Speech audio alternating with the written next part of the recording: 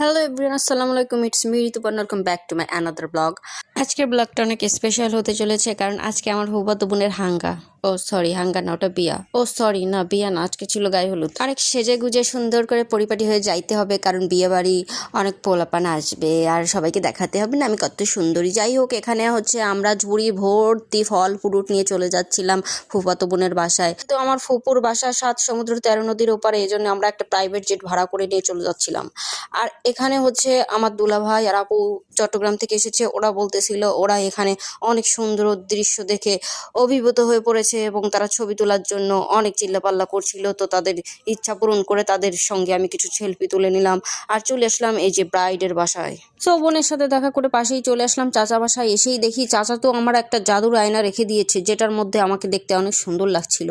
তো ওই মুটুগুলোকে বললাম যে আমার এখানে একটু ছবি আর ভিডিও নাও, এই জাদুর আয়নাতে আমাকে দেখতে অনেক সুন্দর লাগছে।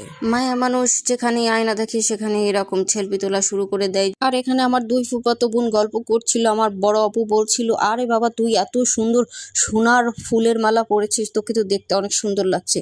তারপরে ওদের একটু ছবি টবি তুলে দিলাম। আর এখানে এই যে আমার প্রবাসী ফুফাতো ভাই, তার বউ এখানে বসে বসে বিরহে কান্না করছিল যে তার বর আসতে পারেনি। যাই হোক, আমরা তাকে নিয়ে একটু মজাটা করলাম। তারপরে গরমের ঠেলায় মরে যাচ্ছিলাম দেখে একটু ফ্যানের সামনে দাঁড়িয়ে পিঠটাকে ঠান্ডা করে নিলাম। এই পাশে আমার ফুফাতো বোনের ছোট মেয়ে, সে বউ সাজার জন্য কান্নাকাটি করছিল, তো তাকে একটু সেলফি তুলে দিয়ে সান্ত্বনা দিলাম।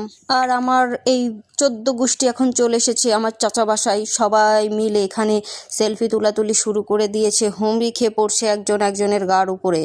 তারপরে কষ্টের ঠেলায় আমি গরম সহ্য না করতে পেরে চলে আসলাম ব্রাইডের বাসায়।